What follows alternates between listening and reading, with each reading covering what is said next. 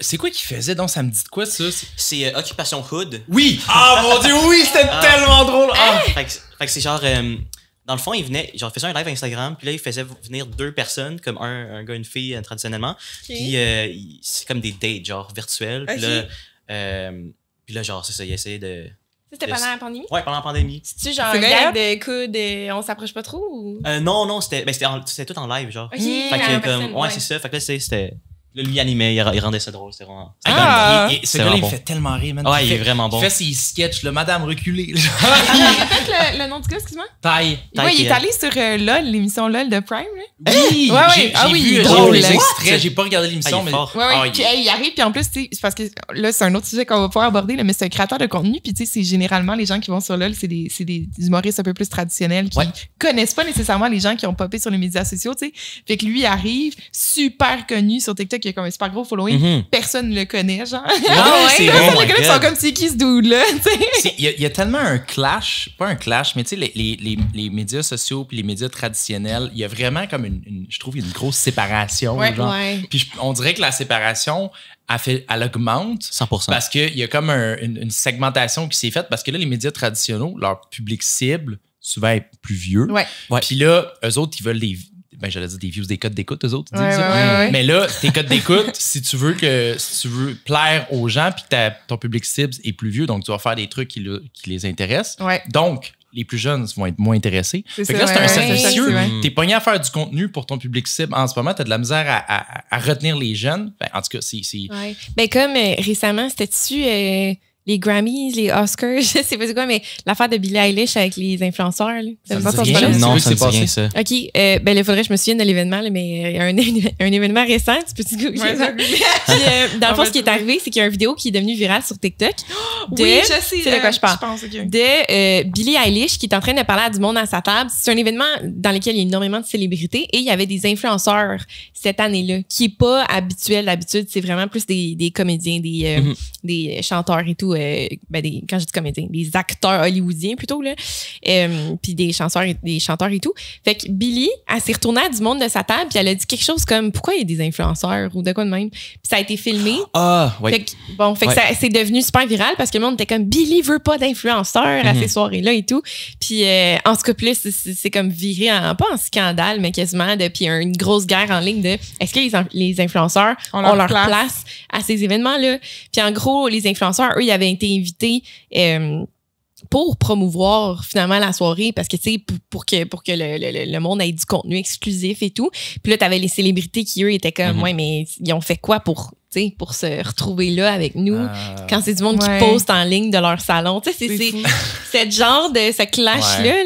Le stéréotype influenceur qui travaille pas ou ben on avait eu cette grosse discussion là puis avec le terme maintenant créateur de contenu avant c'était juste comme influenceur, puis on dirait qu'il y a comme un switch qui se fait, puis comme c'est comme un petit peu mieux accepté, on dirait, mais c'est incroyable. Mais t'en as parlé un petit peu, puis juste pour le backstory, parce que c'est le People's Choice Award, en passant cet événement-là. Mais j'ai regardé un article qui est sorti récemment sur toi. D'ailleurs, en passant, petite introduction, bonjour. Bienvenue, Toutran, comment ça va? Ça va bien, et vous? Merci de m'avoir invité. Ça va super bien. Yes. Bienvenue, on est super content de te recevoir. Puis, tu sais, les gens qui écoutent le podcast vont probablement déjà te reconnaître des médias sociaux parce que t'es très connu, principalement sur la plateforme de TikTok. Puis, récemment, tu as une couple d'articles dans les médias traditionnels, justement, quand t'es en train de jaser. D'où la conversation sur les médias traditionnels. Puis, je vais être dans un article que tu disais que tu voulais justement que quand tu as cofondé le gala d'influence création, si je me trompe pas, tu as dit que en fait, tu voulais que le métier de créateur de contenu, d'influenceur soit reconnu comme n'importe quel média d'acteur ou de milieu artistique, dans le fond, au Québec. Ouais, 100%. C'est l'initiative avec le gala d'influence création puis l'extension de ça, l'Association des créatrices et créateurs de contenu du Québec. Ouais. C'est vraiment de justement crédibiliser le métier, faire rayonner les créateurs et les créatrices de contenu depuis, tu sais, c'est ça grandit. On est quand même dans le début, mais il y en a, ça existe depuis tellement longtemps. Justement, Caro qui en fait partie. Fait que, c'est ça. Fait que, tu sais, dans le sens que, puis malheureusement, on pourrait dire, genre, depuis les dernières années, quand on en parlait dans les médias, c'était majoritairement négatif. Fait que là, c'est comme c'est pour aller venir contrer ça puis genre comme une initiative pour changer la vision. C'est ça exactement, tu sais, des créateurs de contenu, on fait pas juste chiller dans notre salon puis on ouvre la caméra, tu sais. Ouais. Ça t'arrive-tu toi des fois dans des minutes de te retrouver comme quelque part que tu réalises que t'as pas le même crédit qui t'a accordé parce que t'es créateur de contenu plutôt que je sais pas, acteur ou quelqu'un radio? Ouais, ben, honnêtement, on dirait que je le sens, ce chiffre-là, parce que justement, dans les dernières entrevues que j'avais faites dans les médias traditionnels, on dirait que genre tous ceux qui ont environ 30 à 40 ans qui travaillent dans ce milieu-là, même si eux-mêmes sont des journalistes ou bien ils travaillent dans les médias traditionnels, on dirait qu'ils savent. Ils savent que genre il y a un chiffre qui se passe. Comment je vois ça, c'est les médias traditionnels, en ce moment, justement, comme tu as dit tantôt, ils visent beaucoup plus les personnes plus vieilles, on pourrait dire, puis ceux qui sont habitués à regarder la télé. Mais je pense qu'ils sont vraiment réticents à aller vers les réseaux sociaux. Puis j'ai l'impression que c'est une question de contrôle. Genre, vu qu'ils publient sur des plateformes qui sont pas à eux, puis qui peuvent pas aussi bien la monétiser, c'est ça qui les bloque à y aller. Ouais. Mais là, il y a comme une contrainte de comme, ça grandit tellement rapidement qu'on perd un tellement grande audience versus il y a genre 10 ans, tu sais. Ils sont déjà très late. Exactement. Très late dans le game, même peut-être trop tard. Ouais. Non, 100%. Beaucoup, fait que là, tu vois, genre, en fait, de ce qu'on m'a dit, c'est comme si les plus grands dirigeants de certains médias au Québec, font juste regarder leur déclin, dans le fond. Ouais. Comme ils ne savent pas quoi faire. Ouais. C'est vraiment Puis ils veulent pas prendre action. Tu sais, honnêtement, là, s'ils bâtissaient leur réseau social au Québec, genre, ça marcherait même pas. Ça marcherait pas parce qu'il y a pas... il y aurait personne dessus. Ouais. C'est là que tu vois l'importance aussi d'un gestionnaire de communauté. Oh, yes. De quelqu'un, parce que, mettons, on pense à Hydro-Québec. Est-ce que oh, mon vous Dieu. savez de quoi je parle? Hydro-Québec sur Facebook, principalement, mais un peu partout. C'est 2 gars qui s'occupent de de gérer la communauté. Ils sont incroyables. Ces gars-là. Les boys, je sais, si jamais vous tombez sur cet épisode-là, vous êtes malades. Vous me faites rire. Il y a même une page, si je ne me trompe pas, Facebook. C'est Passive Aggressive Hydro-Québec. C'est excellent. Ouais, 100%. Puis quand tu y penses, là, c'était un méga risque pour Hydro-Québec de laisser 2 gars ramasser le monde sur Facebook. Mais en même temps, c'était un monopole. Mais en tout cas, on rentre je veux dire, ils vont aller où sinon? Mais c'est risqué pour l'image, mettons. Oui, mais je comprends. C'est un très bon point. Là, c'est ça, puis finalement, ça a tellement pogné qu'il a créé. Maintenant, je les suis juste pour ça. Je pense à, je sais plus qui d'autre, je pense Métro. Tu sais, il y a Maxi, excuse. Il y a STM certaines. STM, oui, c'est vrai. Il y a certaines compagnies. C'est drôle, les TikTok. Oui, récemment, là, il y a un moment donné, il y avait juste un autobus qui glissait sur la gaz, puis il y avait un voice-over genre, oui! C'est bon. C'est excellent. Puis tu sais, c'est fou comment ces compagnies-là qui ont pris le boss, ils l'ont vu passer, puis ou le train, là, qui ont dit let's go, on embarque. Tu sais, leur image est beaucoup plus contemporaine à mes yeux que les compagnies dont on n'entend plus parler finalement parce qu'on les voit pas sur les réseaux que nous on consulte, mettons. Là. C'est sûr. On parlait de gestionnaire de réseaux sociaux. Moi, j'ai remarqué que tu réponds genre à chaque commentaire, pretty much. En tout cas, j'essaie, beaucoup, là, moi, c'est fou, là, puis t'en as beaucoup. Là. Tu fais ça toi-même? Ouais, 100%. Comment tu trouves le temps dans ta journée de filmer ton contenu, le poster, puis d'aller répondre à absolument tout? Je comprends pas. Ouais, non, c'est une bonne question. Pour vrai, tu sais, oui, genre, dans le sens que c'est quelque chose qui est quand même facile, là, genre... je check mes notifications assez régulièrement, tu sais, quand je poste une vidéo surtout. Puis là, tu sais, je les vois défiler, puis souvent, c'est quelque chose d'intéressant, ben je vais répondre aussi à quelque chose d'intéressant, espérons-le. Oui. Puis j'aime vraiment ça être passif-agressif. Non, j'adore ça, je trouve ça vraiment drôle. Puis des fois, je suis comme un peu trop, trop investi dans un commentaire, comme à chaque fois que je vois un commentaire qui me pique un peu, je suis comme comment je peux répondre genre un peu de manière un peu baveuse. En tout cas, mais je trouve ça vraiment le fun de répondre à des commentaires. Puis à la fin de la journée, c'est de poster des vidéos en ligne, c'est un des seuls moyens que tu as comme un retour direct. Là, fait que je trouve ça super important de remercier le monde puis qu'ils passent des beaux commentaires. Fait que ça fait partie du contenu, en fait. Là. Parce que tu vois le contenu que tu postes, mais le 95% du temps, quand je regarde une vidéo, principalement sur TikTok, mais partout, là, qui pique mon intérêt, je vais ouvrir les commentaires. Ouais. C'est un réflexe, tu sais. 100%. C'est un réflexe. Puis quand tu te retrouves dans les commentaires, puis tu vois le créateur, justement, qui répond comme ça, puis ça fait partie du contenu qu'on digère en même temps que ton vidéo. Ben oui, 100%. Ben, comme tu l'as dit, moi aussi, quand je check une vidéo, je check les commentaires. Si c'est une vidéo qui est intéressante, je vais checker les commentaires pour voir ce que le monde dit de ça. Ouais. Après ça, je me ferai une idée ou Ben oui. Genre, je me positionne encore plus. Ouais, ça donne une meilleure opinion par rapport à la vidéo. Fait que, c'est ça. Ouais. Puis c'est risqué en même temps parce que des fois, je vois une vidéo passer puis je me fais comme une opinion dans ma tête qui est soit neutre ou plus extrême, dépendamment. Puis là, j'ouvre les commentaires puis c'est pas du tout ce à quoi je m'attendais. Oh my God, ouais. Puis je réalise que ça peut shaper mon opinion des fois. Comme mettons, je vois un couple qui poste un truc cute de leur couple. Puis OK, je suis comme limite un peu quétaine, mais je suis comme whatever. Puis là, je me dis, je vais ouvrir les commentaires. Puis finalement, ils sont ramassés comme, voyons donc, c'est bien trop cringe, c'est cringe. Puis là, je me dis, crime, c'est-tu cringe finalement? Ouais, peut-être que c'est cringe. Puis ça vient. Puis, tu te laisses influencer par le groupe. Mais c'est vraiment ça, le danger est là. Puis c'est fou comment, tu sais, j'entends beaucoup parler de à quel point TikTok en partie, mais comme les réseaux en général, ça polarise le monde. Puis c'est pour 100%. Ça, c'est parce que, tu sais, en tout cas, pour ça, en partie, c'est l'algorithme qui te feed. Présente du contenu. Qui te guide vers du contenu et des opinions, mettons. Mais après ça, tu as les commentaires. Puis moi, ça me fait, tu sais, pas tout le temps, là, je suis capable de me faire mon opinion. Évidemment, des fois, je suis pas d'accord. Mais ça arrive des fois que je lis quelque chose puis je suis comme, crime, c'est vrai. C'est vrai. Mon opinion, elle change un peu. Ben oui, 100%. Finalement, c'est les commentaires qui sont les vrais influenceurs. Ouais. Exactement, qui shape. Ça, je trouve ça cool parce que justement, en termes de contenu polarisant ou d'opinion, puis ça, ton contenu en règle générale, il est assez, tu sais, mettons, t'as une vidéo de genre 2022 qui est avec plein de politiciens différents. Je trouvais ça cool. Tu sais, t'es pas en train de diriger le monde vers une opinion particulière. Toi, t'as été voir plein de représentants de partis politiques différents. Puis t'as juste fait, faites-vous votre idée à partir des réponses de tout le monde. Arrangez-vous, battez-vous dans les commentaires. C'est ça, après ça, va dans les commentaires. Non, 100%. Mais ce qui est intéressant de cette vidéo-là, c'est que justement, ça revient aussi au défi des médias traditionnels versus les réseaux sociaux. Je voyais que genre, tu sais, le monde de notre âge sont comme, ils s'informaient pas par rapport à la campagne d'élection qui se passait, puis je trouvais que c'était vraiment important de le faire. Après, je suis comme, comment je peux contribuer à ça? Fait que là, j'ai reach out à tous les partis principaux pour faire cette vidéo-là. Puis, tu sais, on parle beaucoup de, comment ça s'appelle, là, les journalistes, là, ils ont comme l'intégrité journalistique. On parle beaucoup de ça. Fait que, tu sais, pour moi, c'était vraiment important aussi. Oui, c'est ça, l'éthique. Leur déontologie. Oui, c'est ça, le code déontologique. Fait que, tu sais, les créateurs de contenu sur le web, on n'est pas vraiment régis par peu importe quoi que ce soit. Fait que pour moi, c'est vraiment important de, malgré qu'on est ouvert, tu sais, de rester intègre puis genre éthique, surtout pour un sujet comme ça. Fait que dans le fond, tu sais, puis je pense qu'est-ce qui a encouragé les partis à accepter, c'est justement, dans le courriel que j'ai envoyé, j'étais comme, tu sais, je vais poser une question, la même question à tout le monde, puis je vais tout mettre votre réponse en totalité.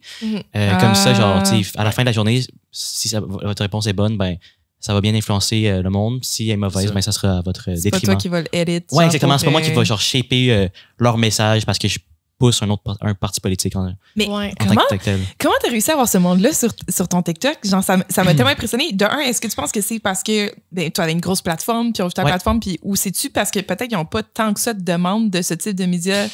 Non, ils en ont vraiment beaucoup. Okay. Mais le truc, c'est ça revient à genre, on est capable de rejoindre du monde qu'eux ne rejoignent pas avec les médias traditionnels. Puis, mon thinking derrière ça, c'était, vu qu'ils ont beaucoup de demandes, il faut que ça prenne le moins de temps possible. Fait que dans le courriel, j'avais dit que ça allait prendre seulement 10 minutes maximum, mais c'est probablement juste 5 minutes. Là. Puis c'est n'importe où ce qu'ils veulent. Fait que, tu sais, mettons, pour Éric Duhem, je suis allé à Québec. Pour Gabriel Nadeau-Dubois, c'était à Sherbrooke. Puis là, pour les deux autres parties, c'était à Montréal. Fait qu'il faut que ça prenne le moins de temps possible. C'est une question, puis je suis capable de rejoindre un public que toi, tu n'es pas capable de rejoindre par toi-même. Fait que c'est d'aller avec des bons arguments. Des arguments de leurs besoins, tout simplement. Là. Fait que t'en prends beaucoup sur toi, dans le sens que c'est toi qui, évidemment, les contacts. Puis tu dis, moi, je vais me déplacer. Moi, j'amène tout mon stock. T'as presque rien à faire. C'est ça, exactement. T'as rien à faire, mais t'as tout à gagner. Ouais. Fait que c'est la meilleure. 10 minutes de ton temps. Ça t'arrive dessus parce que, tu sais, justement, elle dit que des fois, tu sais, je scroll dans ton feed puis tu reçois du monde puis tu fais des affaires que je suis comme, voyons donc. Est-ce que ça t'arrive des fois de faire comme, j'ose pas trop le contacter, je suis pas rendu là, ou je sais pas, là, mettons que tu voudrais rencontrer Céline Dion, tu sais. Ça t'arrive-tu d'être comme, peut-être pas rendu là, je vais pas la contacter, ou t'es genre, fuck it, je le fais? En fait, s'il y a une vidéo que je veux faire avec telle personne, c'est vraiment de penser à son intérêt. Qu'est-ce que moi, je peux l'apporter? Puis si je peux répondre à cette question-là assez d'une manière confiante, c'est là que je vais la contacter. Tu sais. Mais tu sais, mettons, avec Ricardo, je pense que c'est ça qui m'a donné beaucoup confiance à aller contacter plusieurs personnes. Parce que c'est là que j'ai contacté, mais d'une manière publique. J'avais fait lancé un défi comme public qui lui mettait un peu de pression, tout de même quand même. Mais tu sais, c'était toujours dans l'optique de... J'ai dit dans la vidéo ça allait prendre 15 minutes de son temps maximum. Je me déplaçais encore. Puis, à ce moment-là, il venait juste de sortir son livre de recettes. Fait que j'étais comme un bon timing pour comme peut-être le promouvoir un peu ou genre l'intégrer. Fait que, tu sais, c'est encore une fois, qu'est-ce que moi je peux lui apporter? Il y a rien, comme... À la fin de la journée, il n'y a rien à gagner de notre rencontre. Donc, c'est qu'est-ce que je peux lui apporter malgré tout. Ah, c'est tellement cool. C'est comme, Georges Saint-Pierre aussi, t'as lancé un défi. Ça n'a pas marché. C'est ça. C'est quand tu t'essayes. Des fois, tu lances la pierre. Il faut se mouiller. C'est ça, non, ça n'a pas marché. Je sais qu'il y a plusieurs personnes dans son entourage je sais qu'il l'a vu, je sais que tout ça, mais tout ce qu'ils m'ont dit, c'est le gars, il est pas beaucoup. Genre, il était pas. Au moment que je l'avais lancé, il était pas au Québec, tout simplement. Puis c'est pas un gars de réseaux sociaux, il comprend pas vraiment ça. Genre, c'est pas lui qui répond aux DM, tout ça. Fait il y avait comme aucun intérêt, on peut dire. C'est un rejet, c'est pas un genre, je veux pas te voir toi, puis faire partie de ton réseau. C'est comme, il y a tellement de... C'est ça. Mais il y a un de ses bons amis qui m'avait contacté, puis qui m'avait proposé de prendre la carte, puis le signer, genre, comme être lui l'intermédiaire, mais sans faire une vidéo. Cool. Mais c'était pas le purpose de la vidéo, fait que ça avait pas marché finalement. Là. Mais au moins, ça s'est rendu à GSP. Ouais, c'est ça, exact. C'est un reach, ça c'est cool. Je suis curieux de savoir, ça a l'air de quoi une semaine avec Anto30, planification. Comment, parce que on parlait tantôt, tu fais ton montage, tu réponds à tes commentaires, tu fais tout. Tu te lèves le lundi matin, comment tu planifies ta semaine? Est-ce que tu as une vidéo que tu fais par jour? Comment tu penses à tes idées? Ça a l'air de quoi ton horaire? C'est une bonne question. D'abord, je veux dire que, oui, je fais tout, mais je le fais tout avec aussi Ellie, ma conjointe. Oui, c'est vrai. Genre, honnêtement, dans le fond, on fait ça depuis... on travaille ensemble depuis un peu plus de 1 an maintenant.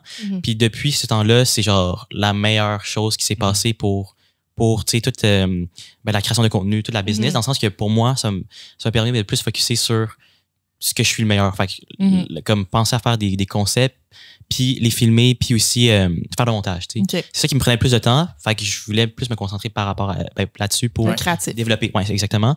Mais sinon, une journée typique qu'on va faire, c'est... Moi, j'aime beaucoup prendre mes meetings le matin.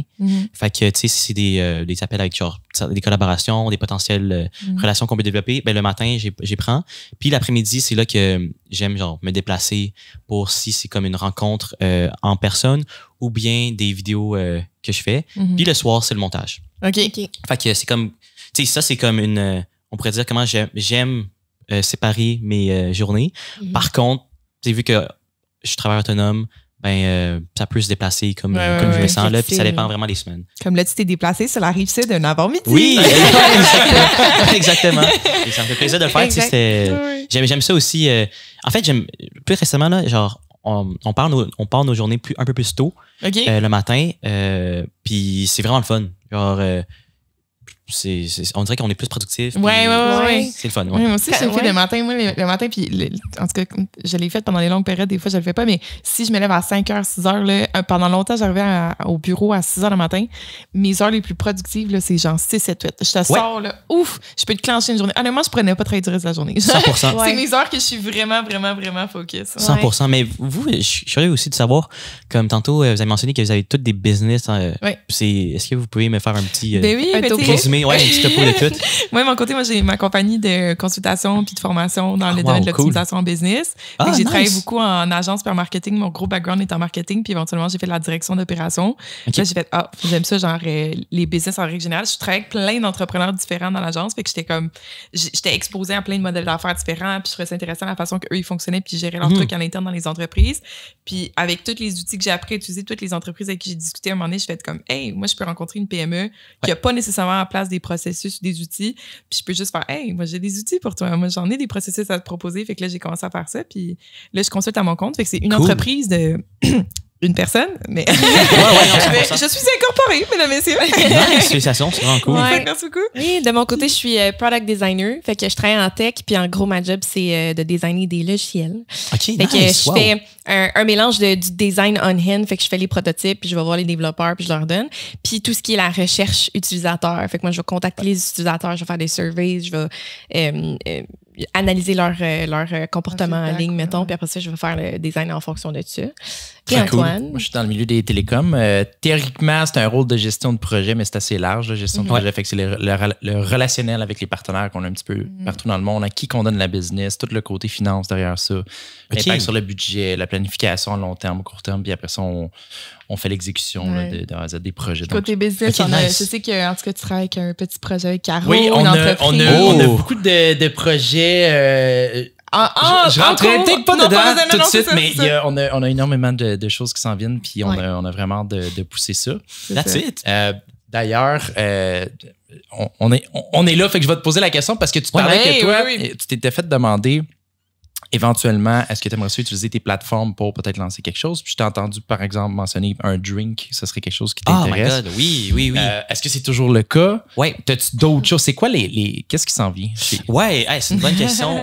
D'abord, ce qui s'en vient, c'est le 4 mai prochain, le Gala Influence Création, 2e édition. Ah oui, c'est vrai. Fait que vous allez pouvoir se fêter vos 1 an là-bas. Yes! C'est littéralement un an. Vu que tu mentionnes la date, y a-tu une raison pour laquelle le c'est en mai? Je pense que l'année passée, c'est en février. Oui, c'était en février. Là, c'est en mai parce que, premièrement, on voulait vraiment prendre notre temps pour tout améliorer les choses qu'on pouvait améliorer justement dans la première édition. Puis, deuxièmement, vu qu'il fait plus chaud, les talons hauts puis tout ça fit mieux dans cette température-là. Moi, quand j'étais arrivé, c'était quand même tôt, fait qu'on est rentré vite, mais il y avait un line-up qui se formait. Puis est-ce qu'il neigeait ou il pleuvait? Je me rappelle qu'il y avait des parapluies. Ouais, c'est ça. Fait que, c'était un petit peu froid, fait que c'était... Ouais, mais nous autres, on est rentrés assez vite. J'étais arrivé tôt, fait que ça a été correct, mais je voyais le line-up se former. J'ai dit, les autres, ils vont entendre. Mais dans le fond, c'est ça, il pleuvait l'année passée, mais aussi, on avait comme, justement, là, genre... Les personnes, mes associés, sont tellement sharp. C'est eux qui avaient pensé vu qu'il pleuvait, à amener des parapluies comme pour justement abriter le monde pendant ce temps-là. Parce qu'on n'avait pas prévu qu'il allait pleuvoir. Mais en tout cas... Le monde ne prévoit pas ça souvent aussi, avec ton veston cravate, d'amener ton 100%. Ça fait pas. Comment ça a vu le jour, Gala Influence Création? C'est ton idée? En fait, je dirais que c'est l'idée principale de... il s'appelle mes associés, donc Maude et Jean-Michel. Deux on est 4 dans le fond dans l'équipe de départ. Là, on est rendu plusieurs, mais comme dans les... On était 4 au début. En fait, non, 5, mais en tout cas, les 4 sont toujours là. Les 4 OG. Ouais, les 4 OG. Dans le fond, eux, leur idée, c'était vraiment ils voulaient rassembler les créateurs de contenu. Eux, ils sont dans le monde de marketing depuis quand même quelques temps, puis ils voulaient trouver une manière de rassembler les créateurs de contenu. Puis c'est là qu'en discutant, on est comme, OK, c'est vrai qu'il n'y a pas beaucoup de reconnaissance pour ce monde-là. Puis encore une fois, ça venait du temps où on parlait beaucoup de Sunwing, Tulum, tout ça. Fait que c'est là que ça a venu l'idée. Puis par la suite, quand ils ont eu cette idée-là, en fait, on se rencontrait pour un brunch. C'était pas vraiment pour parler de ça en tant que tel exclusivement, mais c'est là que quand ils m'ont parlé de ce projet-là, c'est comme, oh my God, malade, puis on va le faire. Puis là, le comment, comme, c'était Figured it out. On va le figure out. Puis c'est après qu'on a justement intégré Laurence, notre 4e partenaire, parce qu'elle avait des skills que nous, on n'avait pas. Donc, côté événementiel. Côté événementiel, exactement. J'étais... commanditaire. Fait que j'étais en agence avant, puis à un moment donné, j'étais à un événement d'agence, puis on a reçu plein d'invités, puis ça, puis à un moment donné, je croise un gars, puis je suis comme, hey, il me dit quelque chose. Là. Puis là, il me regarde de loin, puis là, les deux, on se regarde, puis à un moment donné, je vais le voir, puis je suis comme, je sais, je te connais, mais je sais pas de où. Là, les deux, on commence à chercher, puis à un moment donné, on se rend compte, c'était GM, en fait. Puis on se rend compte on était dans la même cohorte, on a fait notre bac ensemble. C'est juste qu'on savait qu'on se connaissait, mais on était dans des gangs on se connaissait de vue, puis tout ça, mais on traînait pas vraiment ensemble, puis ça. Puis là, on commence à jaser, puis c'était avant la première édition de ce gars-là, puis ça avait pas sorti encore, c'était vraiment un projet, c'était à l'époque, c'était juste, vous travailliez là-dessus, il y avait pas de bière vente à rien, c'était pas annoncé à large. Puis j'ai rencontré Laurence cette soirée-là aussi, qui était là avec lui, justement, les deux étaient là. Puis je me rappelle qu'il me contait ce projet-là, qui s'en venait, puis c'est comme, hey, c'est débile mental. Puis tu sais, comme justement, il me parlait que Laurence, elle avait tellement de skills, surtout en création d'événements, puis commandite, puis ça, était vraiment forte là-dedans. Puis le projet, j'avais trouvé ça vraiment, vraiment, vraiment cool. Puis je savais que ça s'en venait, fait que j'ai vraiment comme, j'ai porté attention. Puis, c'est cool. Ouais, mais ça me fait capoter que, en tout cas, c'est cool aussi quand t'es avec du monde, que tu vois aussi level up, puis faire les apports, c'est insane. J'étais comme bien fière de GM d'être le pour vrai, ces 3 personnes-là sont tellement insane. Genre, tu sais, je j'ai pas les mots pour décrire comment ils travaillent bien, comment ils sont passionnés, puis comment ils prennent ça à cœur, genre. Tu sais, c'est comme, on dirait que, mettons, on voit ce projet-là, pour moi, c'est facile de présumer que je le prends à cœur, puis tout ça, parce que, tu sais, c'est mon quotidien, mais eux, je dirais que c'est comme les motivations pour rendre crédible ce projet-là sont insane. Je suis très content, très reconnaissant et content de travailler avec eux. Ben oui, il n'y a rien de mieux qu'une bonne équipe. 100%. Ouais. Est-ce que ça t'est arrivé pendant le processus d'avoir des doutes? Ben oui, à tous les jours. Ouais. Même là, tu sais, il y a des défis à tous les jours dans ce projet-là, là, dans le sens que, mettons, l'année passée, je pense, comme, juste une semaine avant le gala, on était grandement déficitaire. Puis je pense que c'est quand on a annoncé les nommés ou quelque chose comme ça qu'on a pu closer comme plusieurs commanditaires. Qui finalement on a quand même eu un déficit cette année-là. Là. OK. On a dû payer de notre poche. Cette année encore, c'est un autre défi par rapport comme là on a des coups surprises pour les spectacles qu'on s'attendait pas. Fait que ça, c'est un autre truc qu'on va devoir absorber. Mais tu sais, on est super reconnaissant qu'il y a tellement de monde qui sont down de participer à ce projet-là, qui donnent de leur temps, puis qui mettent de la passion, tout leur temps, puis de la passion derrière ça. C'est aussi la première édition l'année passée. Les gens, ils savent pas trop c'est quoi. Tu te lances là-dedans, les commanditaires, là, au moins, ils voient de quoi ça a l'air. Fait que c'est un peu plus facile à reach out. C'est un peu plus facile de closer, mais je pense que l'année prochaine, ça sera encore plus facile quand vous allez voir cette année. Mais tu sais, l'année passée, là, c'était super difficile au début de comme avoir une crédibilité, autant face à toutes les personnes qui sont, toutes les créatrices et créateurs de contenu au Québec, tu sais, genre, est-ce que c'est un gars-là qui est legit ou pas, puis tout ça.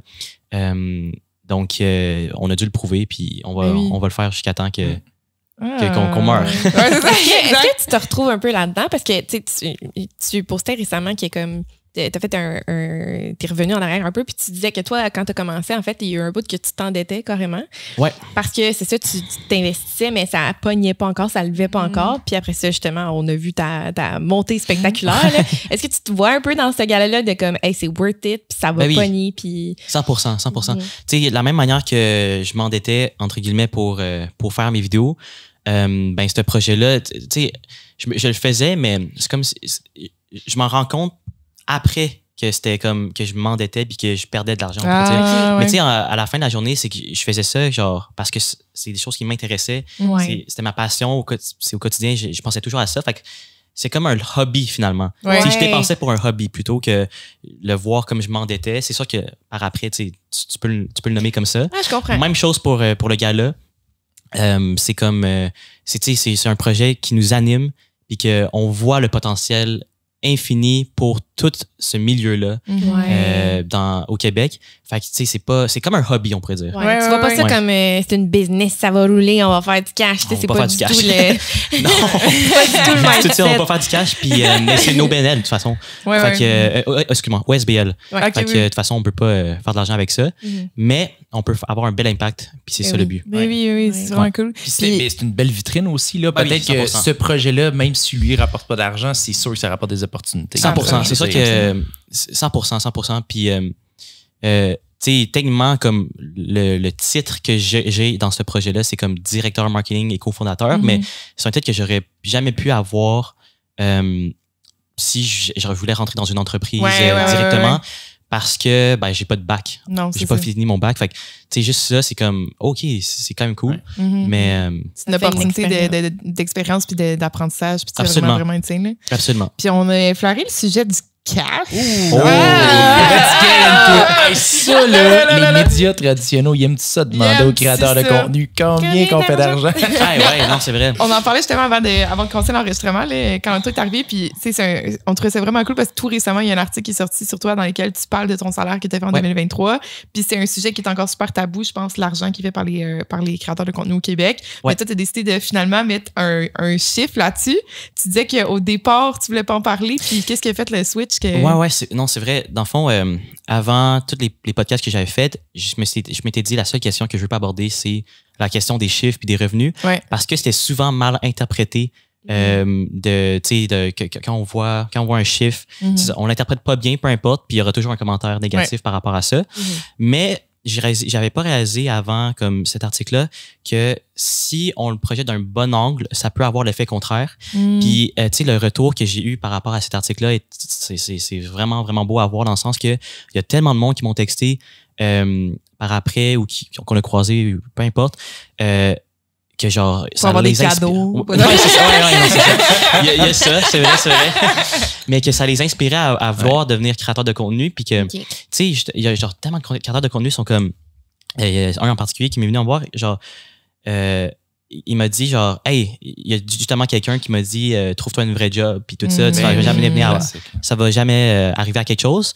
Puis là tu sais il a montré cet article là pour comme le genre donner la crédibilité genre, ça pour lui dire fuck you quelque chose comme ça. Puis pour moi aussi c'est comme si on dirait que j'étais comme mettons pogné dans le monde des affaires mais vu comme un créateur de contenu. Puis dans le sens que je pense que le monde ne voit pas le potentiel dans la création de contenu. Genre, tu sais, ils savent, oh my god, cette personne-là peut rejoindre des centaines de milliers de personnes, mais ils savent pas qu'est-ce que ça fait. Avec cette comment dire, ce reach-là, qu'est-ce que ça peut rapporter? Comment ça peut rapporter? Puis à la fin de la journée, malheureusement, dans notre société, tu vas gagner du respect avec le nombre d'argent que tu fais. Genre. Puis encore là, je pense que tu vas toujours avoir peu importe ce que tu gagnes. J'ai reçu un paquet. Nice. Caro fait juste ouvrir la porte pour qu'il nous voit tout à la table avec les micros. C'est drôle en esti. Mais il est peut-être juste... C'est la première fois que ça nous arrive. C'est jamais arrivé. C'est excellent. Parfait. La livraison. Karine, qu'est-ce que t'as commandé? Ben, honnêtement, je le sais pas. Sans joke, j'ai rien commandé. Oh mon Dieu, je me suis fait poursuivre. C'est le gouvernement. C'est une enveloppe avec signature. C'est mise en demeure. Ça commence aujourd'hui. Oh non. Ça serait quand même ironique. Êtes-vous un huissier? Très drôle. Imagine. Je pense que tu as reçu une contravention.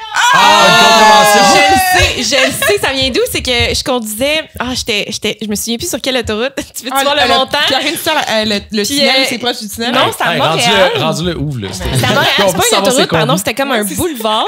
J'ai pas vu les. Il faisait noir, j'ai pas regardé les petites pancartes. Et là, je roule et j'ai vu le petit flash en arrière de moi. J'étais là, non! J'ai fait la même affaire, fait que je m'attends à une lettre très similaire très bientôt. Mais ça donne un coup, les facteurs dans ton coin. Le gars, il a répondu comme si c'était pas des bonnes nouvelles. Le facteur qui dit que c'est pas des bonnes nouvelles. Il a voulu amortir le choc, tu sais. Mon Dieu, le Bureau des infractions et amendes du ministère de la Justice du Québec a le mandat de procéder au traitement des contraventions. Ok, bon, c'est un peu... Premièrement, je vais juste préciser que dans les contraventions, il y a tout le temps une petite photo. C'est super intimidant, mais ils ont pris la peine de bloquer les fenêtres. Ah, c'est bon! Mais oui, mais c'est parce qu'à un moment donné, il y en a qui faisaient exprès de mooner, là, ils se mettaient les fesses à l'air. C'est vrai? Ouais, non, c'est... Non, puis il y a aussi une situation où ce que, genre, il y a un dude qui s'est fait pogner, il y a eu une contravention. Puis là, il a reçu ça à la maison. Puis là, c'est sa femme qui a ouvert la lettre. Puis, dans le fond, il était avec une autre femme. Non! Puis là, c'est comme ça qu'ils ont découvert... qui a trompé, dans le fond. Par un biais d'infraction. C'est dégueulasse. C'est dégueulasse. Mais j'aime bien très ironique. T'imagines-tu, là? Genre, tu cherchais des preuves, t'étais pas sûr, il y avait des signes. Puis là, bam! Il y a genre la photo. C'est ça. Le photoradar incroyable. C'est 75 $. On est bien à bel oeil, wow. Non, mais ça, c'est à Montréal. Mais c'est ma première infraction depuis, je pense, genre 6 ans. C'est quand ça doit bien autre que du stationnement. Autre que du stationnement, là. J'ai quand même habité à Montréal avec le stationnement. Les péripéties de voiture, ces temps-ci, ça peut t'arrêter? Oh my God, on peut-tu... Val, qu'est-ce qui se passe, toi? Je comprends pas. On fait le karma, genre, cette semaine, OK? En fait, je vais revenir à la semaine passée, parce que dans le podcast, la semaine passée, on a parlé de ma mise en aventure. Je me suis embarrée dehors. Oh, what? Et ça a pris, genre, toute une soirée récupérer mes clés. J'ai fini par récupérer mes clés. Quelqu'un les a trouvés, ils avaient posté sur Facebook. Mais j'ai été pris pendant 3 heures dehors avec mes chiens à genre -1. Ce qui est pas si pire, OK? Mais c'est des petits chiens. Fait que bref, ça, c'est ma mésaventure la semaine passée. Hier, je me lève le matin et j'ai un flat. Je m'en suis pas rendu compte avant de commencer à rouler.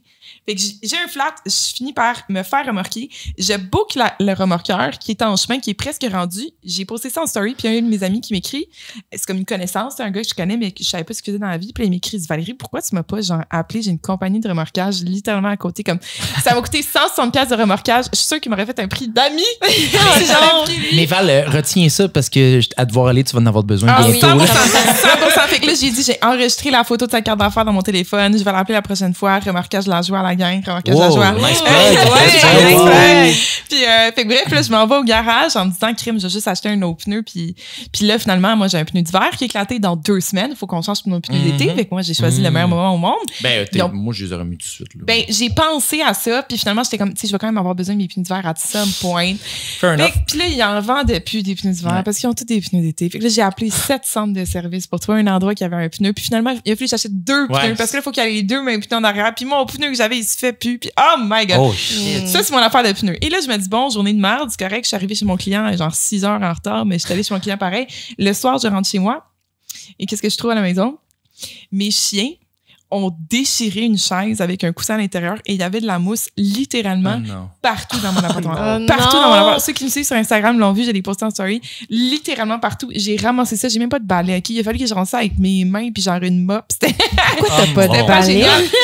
Ça, c'est ce qui est arrivé hier. Plus tôt dans ma semaine, ce qui se passe, mon chauffage lâche dans une pièce, OK? Mon thermostat continue de fonctionner, mais ma plainte arrête de chauffer. Je sais pas ce qui se passe. Okay? Je pense qu'il faut que je fasse des vraiment bonnes actions, genre, à partir d'aujourd'hui. Il faut qu'on analyse tes actions des dernières semaines puis qu'on détermine qu'est-ce que tu as fait. Exactement. Qui te revient, là. C'est ça. Moi, j'ai, dans le fond, maintenant, je me suis fait pogner comme 3 fois dans les photoradars. Maintenant, puis j'ai appris que je me suis fait pogner, puis j'étais à 118, puis je m'étais quand même fait pogner. Fait que j'ai dit, what the fuck? OK. Maintenant, je mets toujours 117, comme mon cruise control. Ah ouais? Pour le photoradar, tu peux aller jusqu'à 117? Dans le fond, dans une zone de 100, je pense que j'ai fait... je roulais à 118, puis je m'étais quand même fait OK, ouais. Mais je pense que la limite, c'est 117. Donc. Tu vois, moi, j'étais tellement stressé, je me disais, bon, si la limite est 100, ils doivent l'avoir mis à genre 110. Fait que je roulais comme si je descends genre 105, 108. C'est bon à savoir. Merci pour le truc. La gang, comment faire un excès de vitesse modéré sans se faire cut. C'est ça. On parlait de salaire tantôt. Je veux revenir rapidement. Parce que là, normalement, c'est une question qu'on pose pas non plus, mais là, tabarnouche est rendu dans les articles. Là, t'as dit que t'étais à l'aise d'en parler, fait qu'on va le dire. 370 000 $ de salaire l'année passée. Ça, c'est tout en partnership. C'est tes influences, tes collaborations, dans le fond? Ouais, en fait, je dois dire que c'est en chiffre d'affaires. La seule chose qu'il y a eu un petit miscommunication, c'est un chiffre d'affaires. OK. Mais dans le fond, ça revient... Oui, exactement.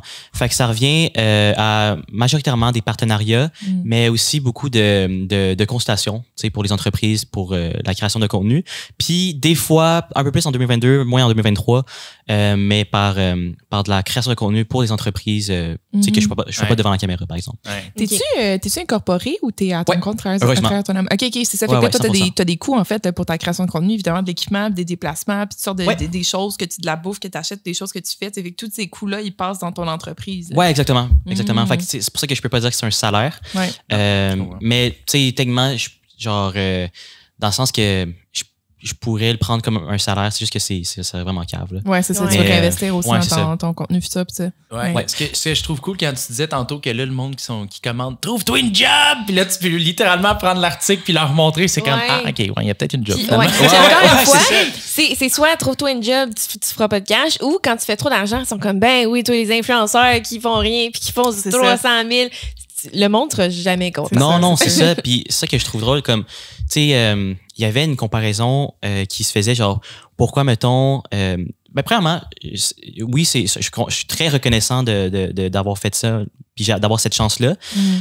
Par contre, tu sais, rien n'est acquis pour l'année prochaine, puis encore moins les 5 et 10 années d'après, tu sais. Comme là, c'est une bonne année, ça a été une bonne année, mais ça veut pas dire que, genre, ça va être constant pour toute ma vie, là. Fait que le défi, c'est de travailler pour que on puisse garder ça puis qu'il y ait une croissance, mais évidemment, mais puis je dois aussi dire que c'est le travail de comme 12 dernières années qu'ils ont payé, tu sais. J'ai fait une évolution justement puis suite à cet article-là, j'ai fait une évolution de mes revenus comme à travers les 12 dernières années. Puis tu sais, les 10 premières années, c'était comme que j'ai pu commencer à faire un revenu avant que ça soit toujours du zéro, c'était comme entre 3 000 et 8 000 par année, tu sais. Fait que dans le fond, ça a pris... C'est un 12 years overnight success. Ouais, c'est ça. C'est ça, exactement. Mais tu sais, pour vrai, là, genre, j'ai tellement essayé de choses pendant ces 10-12 dernières années-là. Comme on parlait justement à Caro, un des trucs que j'avais essayé de partir, c'était comme des lives, un peu comme Tite et Elle avant qu'il avait fait. Tu sais, des lives genre pour matcher du monde. comme dans un live YouTube. Ça n'a pas pogné. J'ai essayé de faire des vlogs aussi, ça n'a pas pogné. J'ai essayé de vendre des hoodies, ça n'a pas pogné. J'ai essayé de faire plein de choses avant d'arriver à ça, puis ça n'a pas pogné. De tester le marché, j'ai tâché le marché québécois, le marché français, toute la francophonie. Tu as même fait... est-ce que c'était avant? Parce que je suis tombé sur ton channel YouTube de gaming aussi. D'ailleurs, tu as monté ça à genre 100 000 sur YouTube. En français, c'est quelque chose... Surtout, je sais... C'est-tu un marché québécois ou c'est la francophonie? C'est ça, c'est un marché 70% en France, 20%, 10-15% en fait au Québec, puis le reste comme en Belgique, Réunion, puis tout ça. Est-ce que ça a été ça ton premier projet, genre réseaux sociaux, ou tu avais d'autres choses? Avant ça, c'était mon premier projet officiel, on pourrait dire, qui était plus sérieux, parce que j'avais un logo, puis que j'essayais d'être constant, puis tout ça. Mais pour vrai, là, cette chaîne YouTube-là m'a tellement aidé pour tout ce que je fais aujourd'hui, là, genre la constance, un feel de... En fait, j'ai appris à monter dans ces années-là, à parler devant la caméra. Tu sais, je suis pas le gars qui va parler le plus aisément devant une caméra, puis qui va le mieux m'exprimer. Fait que ça m'a beaucoup aidé, ces vidéos-là. Mais c'est comme, justement, parce qu'on a plugué Caro aussi. Caro, t'as fait une story hier que tu disais quelque chose comme je suis tombée sur mon ancien compte Instagram, qui rend ton compte actuel Instagram, puis tu disais qu'il y avait dans ta bio une description avec une vidéo dans laquelle tu t'es réécouté, puis t'étais comme, hey, je me réécoute parler, puis ma voix était pas pareille, puis je m'exprimais d'une façon différente. Tu vois, l'évolution, tu deviens plus à l'aise au fil du temps, puis plus tu crées du contenu, plus tu deviens bon dans ce que tu fais, là, en règle générale. C'est cool, ça. Es-tu rendu à un point où tu sais, je pense à nous, mettons, puis le micro. Moi, le micro, il n'existe plus. J'oublie qu'il est là. Versus les premières fois, j'étais là, hey, je parle dans un micro, tu sais. Est-ce que tu es rendu à un point où la caméra existe comme plus? Tu la sens pas ou t'es comme, OK, let's go, la caméra roule? Mettons, quand on fait des podcasts comme ça, le micro puis la caméra, je le sens plus. Mais quand je fais une vidéo puis un concept, je le sens dans le sens que je pense à ce que je dois dire puis ce que je dois faire. Mais mettons des trucs comme soit genre un truc plus vlog puis que naturel, je le sens plus en effet. C'est ça dépend du contenu. Comment tu trouves ça? Parce que tu filmes beaucoup en public aussi, là, quand tu vas faire quand mettons tu swipes la carte de crédit, tu interagis avec le monde, tu filmes. T'as l'air super à l'aise. Ça a toujours été de même au début? Non. Puis à chaque fois encore, je suis comme, il faut que je me motive à le faire. Je suis toujours... C'est vraiment difficile de faire des vidéos en public, là. Puis, non, excuse-moi. Mais non, je voulais pas t'interrompre. Je voulais juste ajouter que je me considère quelqu'un qui est très à l'aise en public, extraverti. Je parle au monde. Mais me filmer en public, que ça soit moi en train de faire un story ou faire, mettons, ce que tu fais, puis d'approcher les gens, puis d'aller leur parler, j'ai encore de la misère à faire ça. Mais en fait, des caméras cachées, je suis pas stressé de le faire. Je suis plus stressé des fois des fois, on va comme, susciter des réactions, puis c'est ça que je suis le plus stressé des fois. Mais, mettons, comme tu l'as dit, si je fais une vidéo, puis il y a beaucoup de monde autour en public, puis que je dois faire, genre, hey, salut tout le monde, whatever, puis tout ça. Ça me gêne à chaque fois. Mais c'est toujours quelque chose. Mais maintenant, je pense que c'est comme le temps pour le overcome est toujours plus rapide. Mais qu'est-ce qui est drôle, c'est que quand j'en fais, mettons, il y a des périodes que j'en fais plus, il y a des périodes que j'en fais moins. Quand je recommence à en faire par la suite, ça me prend toujours un peu plus de temps pour me remettre dedans. Ça t'est arrivé de tourner des trucs en public, puis après ça, d'être comme, ça, je le refais plus. C'est une bonne question. Non, je pense pas. Je pense pas. J'assume pas mal tout ce que je fais. C'est quoi ta pire réaction que tu as eue? Mettons, tu viens pour interroger quelqu'un, tu es en public, tu veux faire une vidéo, puis ça t'es-tu arrivé de te faire répondre ou genre... Non, pas tout à fait, pas encore. Il y a une fois que c'était assez sérieux, genre, tu sais, en fait, c'est ça. En plus, c'est une vidéo qu'on faisait pour une marque. Puis que, tu sais, on avait eu l'autorisation pour filmer dans les lieux, puis tout ça.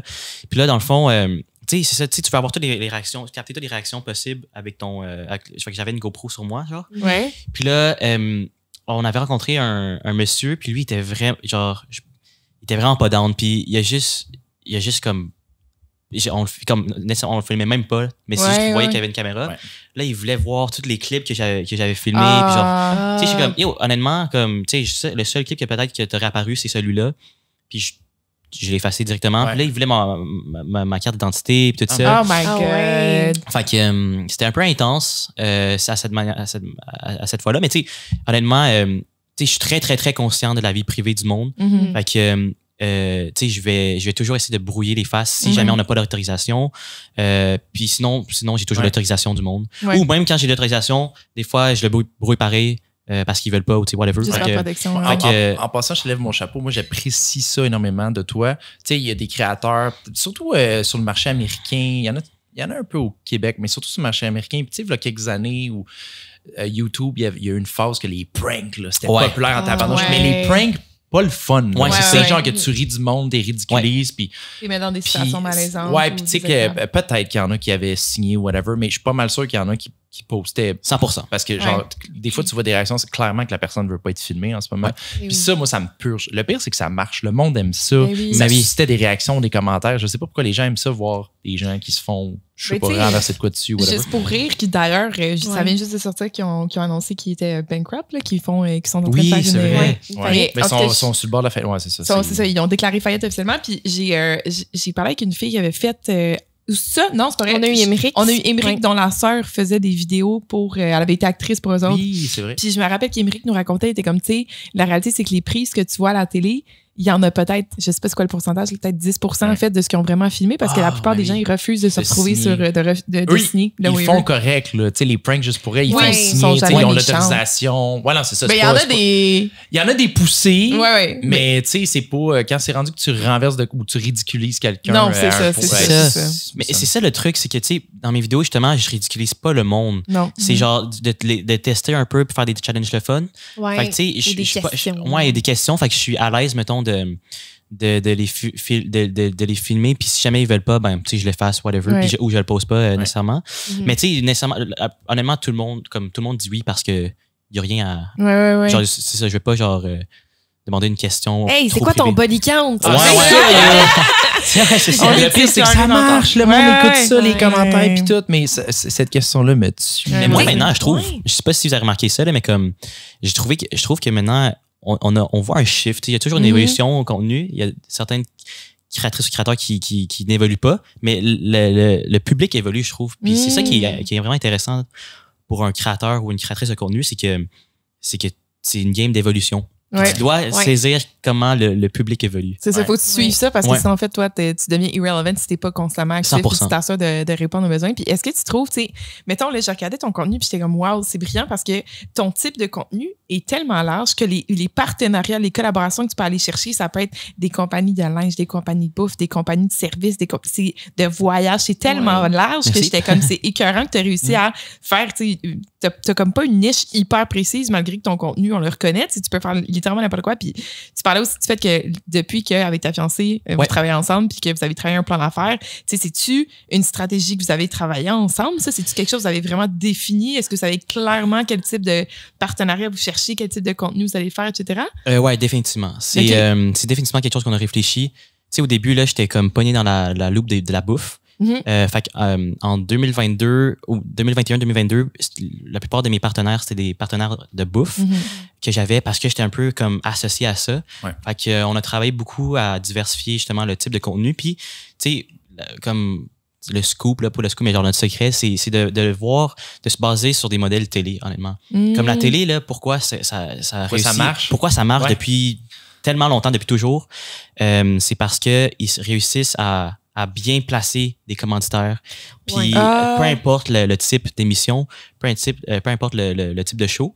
Puis nous, c'est de ça qu'on s'inspire. La seule chose qui différencie nous de la télé, c'est juste le diffuseur, on pourrait dire. Eux, c'est seulement le câble, la télé. Nous, ben, c'est les réseaux sociaux, simplement. Fait que ton contenu pourrait se retrouver dans une émission. Mais j'avoue que des fois, tu sais, des affaires que tu fais goûter au monde, ça me fait penser à des émissions qu'il y avait à Vrac TV. Puis, genre, c'est le même concept. Honnêtement, le monde traditionnel, là, il y a beaucoup de choses qu'on peut en apprendre. Mais je pense qu'eux aussi, il y a beaucoup de choses qu'ils pourraient en apprendre de nous. Mais comme en termes de production, en termes d'idéation, en termes de création, ils sont super, super bons. C'est juste la manière, la plateforme qui est un peu outdated. C'est cool parce que ça fait un peu comme... J'avais jamais vu ça de cette façon-là, mais en fait, il y a comme une espèce de loop. Là. Dans le fond, les deux se rejoignent vraiment, vraiment plus que ce que j'avais en tête. En réalité, c'est que oui, c'est une nouvelle plateforme, c'est une nouvelle diffusion, mais la plateforme n'est pas si loin que ça. Non. Du média la télé, je trouve que ce qui sont forts, ou les médias traditionnels, c'est la structure. Tu sais, qu'est-ce qui fonctionne aujourd'hui sur les réseaux sociaux? C'est d'être là, constamment. Si tu fais des lives, tu essaies de les faire à la même heure. Si tu postes, mettons, nous autres, on poste un épisode par semaine, mais tu vas le poster en même temps. C'est la formule de télé, ça. C'est mon émission, elle passe le lundi soir, ben elle passe à chaque lundi soir, puis t'attends le prochain. Tu sais, si tu commences à poster un peu n'importe quand, ou genre ta structure, elle change trop, ton audience, ça sait plus où ce que tu t'en vas, tu vas perdre. C'est les premiers à avoir mis en place le fait qu'à telle heure, c'est tel type de contenu qui passe à la télé parce que ça rejoint tel type de personnes, parce que après ton chiffre de 5 heures, la majorité du monde s'assoit devant la télé à telle heure, puis là, à telle heure, ils vont manger en même temps, fait que on va faire passer telle pub. C'est eux qui ont come up avec toute cette stratégie. Ben oui. La seule différence, en fait, là, c'est que la télé, une émission, leur compétition, c'est les 10 autres chaînes qui existent, ou peut-être une centaine, mais mettons les 10 chaînes principales au Québec qui existaient. Tandis que nous, notre compétition, c'est il y a bien plus de créateurs. La planète. La planète, plus justement tous les créateurs internationaux américains. C'est juste ça la différence. Fait que nous, on doit comme fight pour tout ça. Mais là, la télé se retrouve en compétition avec toutes ces mêmes médias-là ou ces mêmes types de contenus-là. Mais c'est pour ça que la seule audience ou l'audience pour eux qui sont le plus fort, c'est ceux qui consomment seulement les médias traditionnels à la télé. C'est ça le problème, c'est qu'avec le vieillissement, veut pas, là, si tu regardes la démographie qui regarde la télé, c'est qu'à un moment donné, ces gens-là, s'ils continuent, il n'y en aura plus là, de public. Là, on parlait de regarder s'asseoir sur son déclin, c'est plate un peu, là, mais bon. Mais c'est pour ça que les plateformes en ligne style Netflix, je sais qu'on a... Prime. Bon, j'ai un blanc. Non, mais les plateformes québécoises. Nouveau, TVA+, Cube. Exactement. On a une couple. Fait que Crave, exactement. On commence Crave? Non, mais il supporte beaucoup canadien. OK, il y a beaucoup de séries québécoises. Il y a beaucoup de séries québécoises qui sont là-dessus. C'est ça. Mais tu sais, on voit qu'il y a un shift vers ces formats-là. Fait que clairement, ça s'en vient. Ils ont quand même... Mais c'est difficile pour nous qui mettons sur mon téléphone, je peux regarder du contenu, comme on disait, international. Fait que ça peut être québécois, comme ça peut être américain, comme ça peut être australien, comme ça peut être de partout. Fait que là, après ça, de me dire, est-ce que je paye pour Nouveau, qui est que du québécois, ou est-ce que je paye pour, on va dire, Crave, sur lequel, il commence à y avoir du contenu québécois, mais j'ai aussi du contenu international. Tu sais, c'est comme difficile après ça de choisir sa plateforme. Est-ce que je paye pour Netflix et Nouveau, est-ce que je paye, tu sais, comme ça devient un peu... Mais là, le problème, c'est que quand on délaissait la télé pour aller vers Netflix, quand Netflix est sorti, le gros argument, c'était « Hey, au lieu de me payer, de me coûter 70$, 100$ pour ma télé par mois, ça m'en coûte 10 ou 15$. Sauf que là, le problème, c'est qu'il y a tellement de plateformes différentes, comme tu viens d'expliquer, que là, tu te retrouves à faire un choix qui revienne à peu près au même prix, si tu en as plusieurs. Fait que donc, à un moment donné, on va retourner, j'imagine qu'il va y avoir des gens d'abonnement qui vont packager ça, qui est le format télé. Fait que c'est comme on est on des monopoles. Oui, 100%, c'est ça. 100%. Puis le modèle, mais au moins, tu as le choix. Tu as le choix de... Tu sais, moi, mettons, à la télé, je consomme beaucoup de sport. Puis quand même beaucoup de contenu québécois, genre, tu sais, mettons...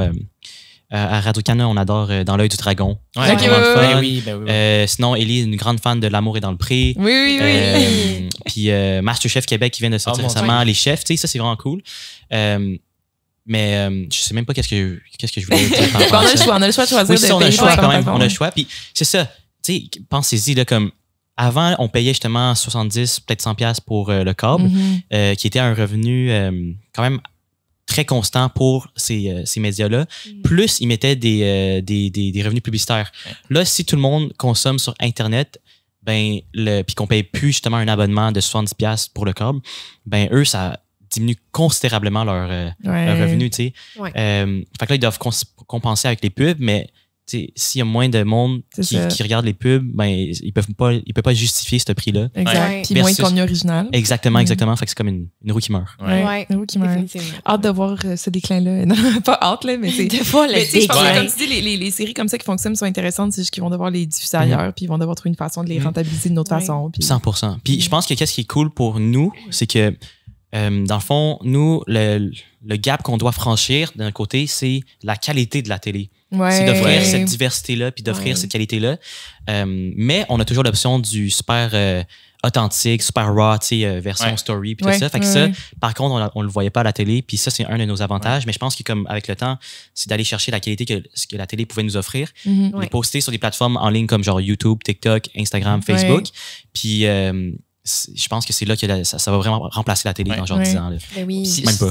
On parlait de ça tantôt, je trouve ça cool aussi, c'est que tu parlais de qualité de production et tout ça, mais ça reste que aujourd'hui, heureusement, on a accès à comme un téléphone qui a une super belle caméra, on a accès à des micros qui sont relativement accessibles en prix et qui ont une super belle qualité audio. Puis tu parlais, toi, tantôt que quand même, tu n'as pas 1 million d'équipements, là, tu vas avec des équipements le plus pratiques puis utiles. Fait que c'est écœurant qu'on soit capable de créer ce contenu-là avec si peu de choses en réalité. 100%. Puis seul ou est-ce que tu fais des tournages avec Ellie ou t'es plus par toi-même ou c'est presque toujours elle qui me fait moins. OK, fait que mettons à deux, t'as besoin d'une personne, toi t'es devant la caméra, t'as une personne, t'as pas besoin de l'équipe avec ton preneur de son puis ton gaffeur puis ton caméraman, puis si là t'as une personne, tu sais. J'ai ma blonde sur le divan là en ce moment, prends des notes là. C'est sa blonde qui le filme partout. T'es-tu tanné de recevoir des paquets Amazon d'équipements ou comment tu stack ou Ben écoute, pas nécessairement pour de l'équipement là, mais genre moi Amazon j'ai un problème là. En fait c'est rendu moi je suis rendu à un point dans ma vie là, je vais aller magasiner le moins possible pour des affaires stupides là. Genre c'est rendu que ma pâte à dents là, elle vient d'Amazon. Ah ouais. C'est quoi moi aussi. Ah ouais. Moi je me l'interdis. Mais j'ai Prime, je veux dire c'est comme je paye déjà pour Prime, je rentabilise en tabarnouche Prime by the way là. Puis c'est comme je paye déjà, ça me coûte pas plus cher. Je me fais un panier à un moment donné, là, des fois je suis à la boule. Puis là, je suis comme, hey, ça me prend du papier toilette. Là, je suis littéralement, tu sais, je me rends compte que ça va être le temps. Je sors mon sel. Par le temps que je suis sorti de la toilette, c'est commandé puis ça arrive le lendemain. J'ai pas besoin de faire, hey, il faudrait que je passe à la pharmacie pour acheter du papier toilette. Non, il s'en vient, il va être livré chez nous. Ouais. Moi, je me l'interdis. Je commande beaucoup sur Amazon, mais c'est pas comme si je commandais pas. Mais pour des trucs qui sont facilement accessibles comme ça, je me l'interdis. Je suis comme, hey, faut que j'aille à l'épicerie cette semaine. Je regarde mon inventaire. Parce que la planète. Ah, OK, je comprends. C'est vrai, il y a le côté de planète, puis il y a aussi côté business local, genre. Oui. Là, on encourage l'Amazon, mais je dis ça, mais moi aussi, je l'ai fait d'une couple de fois. Directement, comme tu vois que le papier toilette n'en reste plus, tu le fais, tu sais. Mais tu sais, côté planète, tu y vas comment en épicerie? Ben oui, là, je peux. Non, mais honnêtement, l'épicerie. Lui, il va en Tesla, c'est pas si pire. L'épicerie est juste à côté. Versus Prime, ta pâte à dents, elle arrive en avion, en camion, en truck, tu sais. Je suis d'accord, je te niaise, là. I get it. Ouais, fait que je me force à pas le faire. Mais je commande sur Amazon. Ouais, non, c'est trop facile, par contre. C'est tellement. Hey, c'est 3-4 clics, là, puis ça arrive chez vous. Il y a même une fonction one click sur Amazon. Moi, j'ai fait pogner, là, genre, tu cliques, t'as peu, là, c'est commandé. Oui, surtout pour des trucs de rachat. Ouais, exactement. Oh my god. Ouais, c'est commandé. J'adore, je déteste. Mon panier est constamment plein d'items que je me dis, à un moment donné. Puis là, des fois, je sais pas, là, si j'ai pris 2 verres puis sur mon téléphone, là, c'est dangereux, là, parce que je vais aller sur Amazon, je suis comme, oups, commandé! Parlant de dépenses. Je suis en train de parler, c'est cool. Écoute, là, on parlait de salaire et tout tantôt. Là, c'est rendu que je te vois avec tes vidéos, la Rolex, le G-Wagon. La bague de fiançailles. Oui, c'est vrai. Le gros diamant. Mais tu sais, je fais des blagues. Tu parlais comme quoi vous aviez dépassé vos objectifs. C'était comme une façon de le souligner. Félicitations. Merci. Est-ce que ta perception face à l'argent a changé? Oui. Je réalise, oui. Ouais, non, c'est cave. Tu constates que tu te gâtes un peu plus maintenant? 100%. Mais non, mais pour vrai, c'est... Puis, non, c'est vraiment cave. Genre, oui. Mais quand tu commences à faire un peu plus d'argent, puis les décisions avant que tu disais, en tout cas, ma perception de la chose, c'est qu'il y a des choses avant, je me disais, hey, je vais pas aller au restaurant ou je vais pas, tu sais, je pensais à je vais pas dépenser. Puis à un moment donné, on dirait que cette perception-là, elle a comme disparu un peu de comme, je sais pas, quelqu'un me dit, hey, je sortirai pas cette semaine pour le resto parce que je vais économiser. Puis dans ma tête, je me dis, genre, c'est vrai, des fois, tu peux, comme on dirait que la perception, et tu peux dire non, puis, non, mais tu peux comme, penser ou genre aller au reste mettons je vais des fois à l'épicerie puis moi je regarde pas les prix à l'épicerie, moi je mets des choses dans mon panier puis là mettons une semaine je suis arrivée, je vais faire comme hey shit, je sais même pas combien ça coûte un pot de beurre de peanut, je sais pas, j'ai jamais checké le prix, mais là je suis comme ok, je vais regarder, je vais faire attention, tu sais, c'est les trucs. C'est quoi le truc pour pas te sentir mal, Val? Parce que en étant très serré sur mes finances puis budget, puis tu sais, moi, comment j'ai fait ça? Parce que je me sentais mal. Des fois, je disais, hey, one minute. Non, j'ai besoin de pouvoir en profiter. Parce que si je regarde, oui, long term, moi, je suis vraiment genre, je regarde, OK, dans tant d'années, si je fais ça avec les intérêts, puis tout ça, je vais avoir tant. Puis, sauf qu'à un moment donné, il faut que tu enjoy la vie dans le présent aussi. Fait que mon truc pour ça, ça a été de me faire, quand je faisais mon budget, j'ai littéralement un item, ça s'appelle genre Play Money. En voulant dire que je budget ce que je vais dépenser. Fait que, puis cet argent-là, je le dépense. OK. Genre, je me force à le dépenser, ça se dépense facilement, mais je veux dire, je me sens pas mal parce que j'ai budgété la partie genre play money ou fun money qui est comme ça, c'est pour me gâter. Fait que voilà. C'est une excellente idée. J'ai incorporé ça dans mon budget. Ce qui est dur de changer aussi, c'est dans le fond, c'est ton train de vie parce que l'affaire, c'est que quand, tu sais, mettons, on part de chez nos parents, ton premier appart, tout, en général, on n'est pas, tu sais, comme quand t'es plus jeune, tu fais pas d'argent plus qu'il faut, puis t'es beaucoup plus serré, tu fais un petit peu plus attention. Puis là, quand l'argent commence à un peu rentrer, pas nécessairement que t'es riche, mais que tu commences à être un petit peu lousse, tu peux te permettre de sortir et tout. Après ça, c'est dur quand ton train de vie augmente de rétracter, c'est comme de revenir en arrière, de faire comme, il faudrait que je me serre un peu la ceinture. Mais là, c'est difficile de changer parce que mais je me suis fait une gang d'amis, puis là on s'est mis à faire ces activités-là souvent. C'était pas le cas avant, mais là je fais quoi? Hey, non, parce guys, que le revenu des gens qui t'entourent monte avec toi. Des activités, tu te permets un peu plus. Tu sais, avant, je me rappelle, je me ramène quand j'avais genre 18 ans, je commençais à sortir dans les bars. Ça m'est déjà arrivé là, d'avoir genre ça, c'est mon 40$ là, dans mes poches, c'est mon budget. Là. 100%. Puis il n'y en a pas après. Là. Il n'y a pas un autre 20. Je me suis même j'ai déjà été genre un jeudi soir à. Tu sais, t'attends qu'il soit comme 1h du matin pour que l'argent rentre. Littéralement! Puis aujourd'hui, je veux dire, c'est comme on sort, pas de stress, même que des fois, ça monte dangereusement vite. Le lendemain, tu dis, j'ai trop dépensé, mais c'est pas grave. Ça fait pas, tu t'es pas hypothéqué, tu t'es pas mis dans le mal, tu sais pas, ça c'est cool. Mais tu sais, je vois le monde, mettons, là, pendant la pandémie, le monde, ils se sont achetés des maisons. Puis qu'il y avait un taux variable. Juste avant que ça pète puis ça explose. J'en connais un qui a fait ça. Oui. Il serait possiblement à table. Oui, avec nous.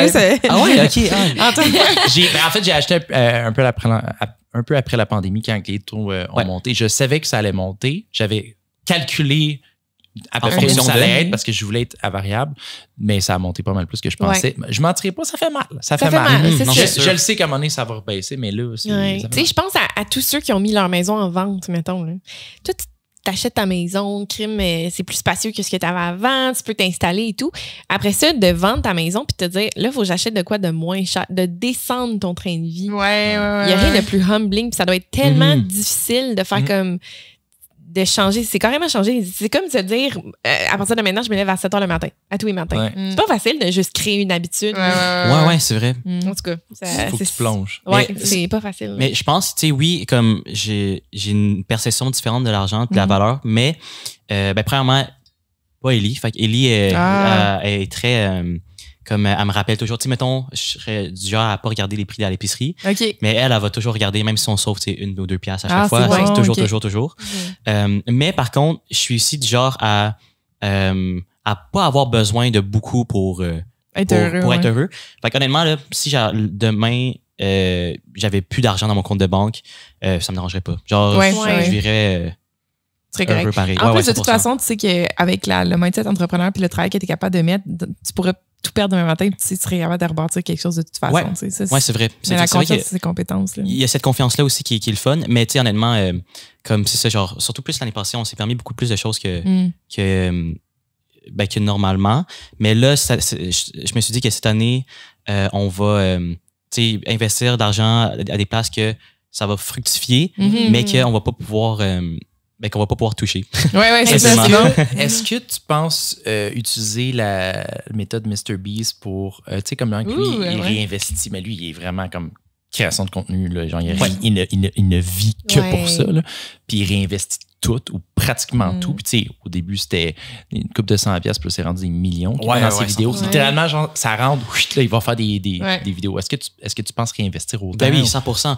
Tu sais, en ce moment, là, le truc qui gruge le plus de budget, là, c'est le drink qu'on est en train de faire. Ah, vous êtes en train de le faire? Oui, 100%. Ah, parce que quand je t'avais entendu en parler, c'était comme une idée. Ouais. Qu'est-ce que tu peux nous dire là-dessus? Je suis vraiment curieux. Dans le fond, en ce moment, on est en phase finale pour créer la recette. Fait que là, tu sais, à partir de là, en tout cas, j'espère vraiment... On m'a dit que c'était possible de pouvoir lancer cet été. Fait que ça, c'est vraiment excitant.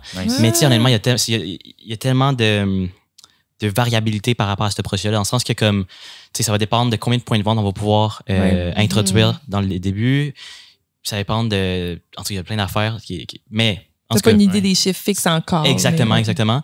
Mais c'est le projet que, un des projets que je suis le plus hype en ce moment parce que j'ai toujours voulu avoir un drink. C'est un drink, c'est alcoolisé, c'est énergisant? Ça sera sans alcool. Ça sera le premier drink qui va réellement rapprocher les personnes. Qui va rapprocher les personnes. Ouais. Fait que dans tout, mettons, ça donne bonne haleine. C'est genre un drink full mentonné. Genre, tu sais, dans un drink, en ce moment, la seule manière pourquoi un drink, ça rapproche le monde en ce moment, c'est parce que c'est comme un atout social, on pourrait dire. On va avoir quelque chose à boire pour socialement. Là, on vise beaucoup plus les dates, mettons. Mais tu as toujours un drink. Ben là, ça va non seulement t'aider à te rapprocher à cause de cet événement social-là, mais et plus. Ah, et plus, j'ai hâte de connaître. Écoute, nous autres, on cherchait un sponsorship de drink. Fait que, non, mais joke aside, j'ai bien hâte de voir quand ça va sortir, puis Caroline, on en mettra ça. Ah oui, je vais t'envoyer une caisse, for sure. Absolument, absolument. On va faire un petit taste test. On en a fait une coupe dans certains épisodes où on essaie des trucs. Cool. Fait que, on a reçu Sam avec Mindblow. Malade, ce gars-là. C'était la boisson était un autre que j'avais croisé d'ailleurs au gala. Ah, mais oui. Ouais. Le monde est Nice. full circle ici. C'est cool, mais vraiment, puis as-tu une date ou pas encore? Non, c'est ça. On espère vraiment cet été. Mais tu sais, c'était supposé être launché comme le 14 février dernier. OK. Là, c'est Valentin. Brillant. Mais fait que là, il y a plein d'élèves. Fait que je peux pas dire de date. Est-ce qu'on peut savoir c'est quoi la couleur du drink? C'est ça, le branding n'est même pas encore fait. Parce qu'on attend... Non, mais je veux dire le liquide. J'essaie de deviner la saveur. Il y en a deux. Ça va sortir avec deux saveurs. Okay. Une qui va être d'une couleur plutôt orangée. OK. Puis l'autre d'une couleur plus tard. Ben là, ça sonne vraiment pas appétissant, mais brune. OK. Mais quand tu y penses, comme Red un Bull, c'est pas Coke, très. Ou un Coke, là, c'est pas très beau, mais ça marche en tabac. OK, j'aime ça. Ah, j'ai hâte. Tu disais que ça faisait vraiment longtemps que t'avais ça comme projet, là. Le plus difficile, là, c'était de trouver quelqu'un ou un lab qui allait pas coûter littéralement genre tous mes organes. Il y a des minimums de production aussi. Ouais, c'est 12 000 canettes. Minimum. Au minimum. Ouais. Puis ça, c'est le mieux qu'on pouvait faire. Là. Wow. 12 000 canettes, soit je pense que c'était 2000 litres par SKU, fait 4000 litres de boissons. Il faut que tu t'assures d'écouler ça. Là, tu sais. Ouais, 100%. Mais tu sais, comme dans tout ce que j'ai fait dans ma vie, genre, je suis comme, fuck it, on le fait, puis ça marche pas, tant pis, on va refaire une autre chose. Je me dis ça dans tout aussi. Tu sais, au pire, ça pogne pas, là, puis ce qui arrivera pas, là, mais au pire, ça pogne pas, puis tu écoules tranquillement tes canettes, tu vends sur ton site web, tu trouves des détaillants, puis un moment donné, tu rentres dans ton argent, puis tu vas avoir vendu tes shit, puis tu continues pas là-dedans. Mais tu sais, genre, il y a aucun projet. Non, 100%. Oui, ça nécessite comme un investissement de départ, là, tout à fait, mais tu sais, je veux dire, aujourd'hui, puis ça, c'est à tous les entrepreneurs, là, il y a tellement de subventions disponibles, de deux, il y a tellement de possibilités d'aller chercher des investisseurs, des quantitaires. C'est tellement facile, c'est difficile, c'est beaucoup de travail, des connaissances, tout ça, mais c'est facile de lancer un projet, puis au pire, tu vas perdre un peu d'argent, mais si tu t'es bien budgété, si tu t'es bien, c'est l'expérience, c'est un projet qui va t'amener plus loin dans la vie. C'est 100%. Comme, tu t'entoures des bonnes personnes, c'est le fun. Pour vrai, c'est tellement fun de bâtir. Puis, vous savez, là, comme bâtir un projet, voir la croissance de ce projet-là, puis de où c'est parti à où ce que c'est rendu, c'est tellement le fun. Ouais. Peu importe que ça soit un échec. Puis là, tu sais, encore là, tu sais, c'est un échec là, mais que ça prend 5, 10 ans, 20 ans pour que finalement, un des projets fonctionne. Tu revois ça, puis tu vas voir, oh my God, on a tellement passé de choses que c'est tellement beau. Genre. C'est cool d'avoir évolué. Et toi, tu dois te dire, tu dois penser au petit gars de, je sais pas, 17 ans qui commençait à faire des vidéos, puis te dire, hey, si ce gars-là savait qu'aujourd'hui, ça serait ma job. Oh my God, c'est fou, là. C'est fou. Penser à... Ouais. Moi, je me rappelle, là, le moment, le breaking point pour moi, c'était en 2021. C'est quand, justement, je faisais la transition entre YouTube puis TikTok, puis comme tout l'espace entre-temps, je me disais, j'étais comme, fuck, je pense que c'est la première fois que j'étais comme, mon bac va peut-être vraiment plus me servir que ce que je fais à côté. Parce que j'ai toujours eu l'idée de faire des vidéos pour développer ça, puis essayer que ça soit une job comme à temps plein. Mais je faisais toujours l'école à côté à temps plein aussi. Fait que là, mais en 2021, c'est là le moment où que, tu sais, j'avais 21 ans, j'étais comme, faut que je fasse de quoi de ma vie, tu sais. Puis mais en tout cas, finalement, j'ai pas lâché, là, mais c'était vraiment le breaking point. Mais attends, tu n'as pas dit que tu avais arrêté ton bac? J'avais arrêté en 2020. C'était en 2022? J'ai arrêté il y a 2 ans, dans le fond, pour quand j'avais déjà eu des résultats.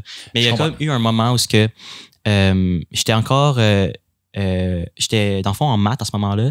Puis j'avais essayé pour une première fois de faire ça à temps plein, puis ça n'avait pas marché. Puis c'est là que je suis retourné au HEC. J'ai changé, genre, je suis retourné à l'école au HEC pendant 3 sessions, la dernière pas complète, là. Mais ouais, non, à ce moment-là, c'était comme shit. C'était en quoi ton bac? J'ai fait 3 sessions en maths. Ouais. Puis 2 sessions et demie, en fait, là, en marketing, entrepreneuriat. Ah, c'est cool. Ouais, c'était vraiment fun. C'était fun. Est-ce que tu avais une pression? Parce que tu as déjà mentionné, j'ai fouillé un peu ton parcours. Yes. Que tu as 3 frères et sœurs, ça se peut-tu? Ouais, 2 frères et une Qui sœur. sont genre avocats, médecins. Ah, bah ouais. Ouais, c'est vraiment drôle. Genre, mon plus grand frère, il est dentiste. Oui. Mon deuxième frère est médecin. Mais comme pédiatre, hémato-oncologue. Fait que c'est genre le plus spécialiste qu'il peut avoir. No pressure. No pressure, c'est ça. Puis ma sœur qui est une avocate, mais maintenant nouvellement dans VSCO. OK. Avocate pour VSCO, je sais plus dans le réseau social. En tout cas, c'est comme. C'est comme. Ah oui, ok, j'ai déjà vu ça. C'est genre. Je pensais que c'était un truc de filter, ça, dans le temps. Ouais, c'est ça. Ouais. C'est exactement ça. OK. C'est exactement ça. Mais là, je dirais que, mettons, c'est comme le step avant Instagram, Facebook, comme en termes des compagnies. Là. Fait que, en tout cas, je suis souvent fier d'elle. Mais c'est ça, c'est fou parce que quand l'article est sorti, j'avais envoyé le lien. Puis là, mon frère, il était comme What the fuck, man, tu fais autant que moi. Puis je suis un vendredi soir en train de soigner des patients. Genre. Il dit ça en blague, là, évidemment, c'était vraiment drôle. Ouais. T'es né dans quel ordre? T'es-tu le plus jeune ou? 12 ans plus jeune que tout le monde. Que ma sœur, qui est le plus proche, puis 19 ans plus jeune que mon plus grand frère. T'es un peu le stéréotype du plus jeune de la famille qui est comme fuck you, je fais ce que je veux. Ouais, ça marche. On a l'impression de genre, OK, là, les parents, ils veulent qu'il y ait à l'école qu'ils fassent de quoi, puis là, t'as l'impression que tu représentes la famille. Puis là, le dernier, on s'en fout. Là. Lui, pendant un moment, là, comme ma mère, quand elle parlait de ses enfants, elle disait, elle me mentionnait même pas. Non, pour vrai. Non, pendant un moment, quand des fois, je l'avais pogné à faire ça au téléphone, tu sais, comme, il donne. Ouais. C'était comme, tu sais, notre frère, c'est mon plus grand frère, il est dentiste en ce moment, médecin, puis avocate. Puis là, à un moment donné, j'avais pogné, tu sais, mon nom de fils, c'est aux études, tu sais. Genre, mais comme après. Ouais, elle skippait. Elle passait vite sur le sujet. Elle passait vite sur le sujet, ouais. Qu'est-ce qu'elle dit maintenant? C'est une bonne question. Je pense qu'elle parle, genre, elle dit le mot marketing. Elle sort l'article à chaque fois. Ça, c'est mon fils. Des trucs vidéo. Elle sort des genre vidéos. Elle bloque des mots que tu verrais sur un diplôme, genre. C'est ça. Mais.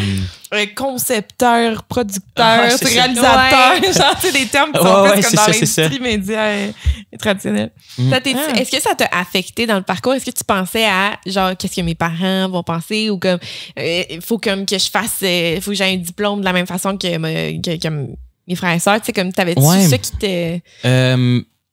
Oui, j'avais cette pression-là, mais on dirait que ça m'a pas trop affecté dans le sens que, tu sais, je vivais dans mon monde. Honnêtement, là, pour moi, comme, la seule option, c'était vraiment de pouvoir vivre de la création de contenu. C'était comme la seule option que j'avais depuis que j'étais petit. Fait qu'on dirait que c'était juste une question de temps que ça arrive, puis de comment, je savais pas. Fait que non, oui, j'avais une pression, mais je la ressentais pas. Peut-être un peu en 2021, justement, quand j'avais mentionné ça. Mais sinon, comme ironiquement, mon frère qui m'a le plus supporté dans cette décision-là, de lâcher ça puis d'essayer d'aller temps plein, c'est mon frère médecin. Ironiquement, lui qui a le plus d'études. Puis c'est qu'il comprenait que pour réussir dans des études, des longues études, il faut aussi que tu sois passionné de ça. Puis il voit que ma passion, c'était clairement pas étudier puis genre ou des sujets d'études, on pourrait dire, mais que c'était la vidéo. Fait que c'est là qui m'a encouragé à le faire. Puis ça l'a rassuré beaucoup mes parents puis mes autres frères. Ah oui, d'avoir quelqu'un qui te backait. Puis, ouais, 100%. Je comprends. Mais c'est vrai que tu disais tantôt là, que tu sens que c'est ta passion, ce que tu fais dans la vie, puis tu travailles pas. Tu te sens pas comme si tu faisais dans le quelque chose. En réalité, c'est quand tu fais ta passion, tu te sens jamais comme si t'étais stuck dans le mauvais domaine ou que tu travaillais pour ramener du pain. Tu fais juste, ça rapporte ce que tu fais, puis t'aimes ça. Ouais, 100%. Je pense que tu as 2 issues quand tu fais ta passion. Soit, justement, t'es passionné, puis ça fonctionne, puis t'es heureux de travailler, ou t'es comme, c'est putain passionnant, finalement, parce que ça devient ta job. Oui, c'est vrai. Ah ouais. C'est comme, il y a beaucoup de monde que leur hobby devient leur job. Je pense, vite de même, mettons, des photographes. Moi, mettons, j'adore faire de la photo. Mais quand ça devient un contrat, puis que là, je dois je me dois de faire de la photo, de faire mon editing, de l'envoyer au client, de le facturer. Quand ça devient ton hobby, un job, ça peut prendre une tournure différente. Karine, tu viens de me faire réaliser, c'est exactement ce qui s'est passé, moi, quand j'ai DJ dans le passé. Ah ouais? J'avais une passion de la musique comme incroyable, puis comme tout le monde dans le temps, puis aujourd'hui, tout le monde est DJ à cette heure. Je me suis dit, je vais être DJ. Puis, mais sincèrement, je tripais. Ouais. J'aimais ça. Je me pratiquais chez nous. J'avais mes consoles. Hey, le sous-sol vibrait. Ça shakeait. Ça shakeait dans la maison. Puis finalement, j'ai landé mes gigs. Puis tu sais, j'ai été résident à Montréal. Puis j'avais mes soirs à chaque semaine. Puis à un moment donné, c'est juste devenu un... faut que j'ai mis ça à sort pour avoir mon chèque. Là, là, faut que je trouve une nouvelle tune. Là, faut que je trouve c'est ça. Je fais ma recherche. J'avais plus de fun. Au tout début, là, avant d'avoir mes résidents, j'étais passionné. Je faisais mes mix, puis tout. Puis je downloadais mes tunes, puis je triais ça. Puis il y a beaucoup de... Souvent, le monde sont comme un DJ, tu te fais payer pour mixer. Non, il y a de la préparation derrière ça. C'est incroyable. Ouais. Puis le temps passait, puis à un moment donné, je me suis rendu compte que j'avais plus de fun. Je rentrais clock in, clock out. Ouais. Mais t'es dans un bar, puis tu mets de la musique, puis c'est comme, je sais pas, j'étais plus capable. C'est là que j'ai décidé que that was it. J'ai plus jamais refait ça. C'est ça, c'est vraiment les deux vrai, ça. que je constate. Tu vois-tu ça venir ou ça arrivera pas? Tout ça fait tellement d'années aussi, tu le saurais déjà si c'était pour virer. Ouais, c'est ça. Mais en fait, j'aime beaucoup ce que Mr. Beast a dit justement. Il dit toutes les tâches qu'il voit que c'est une tâche, dans le fond, pour lui, ben, il la délègue. Smart. Fait que ça, c'est...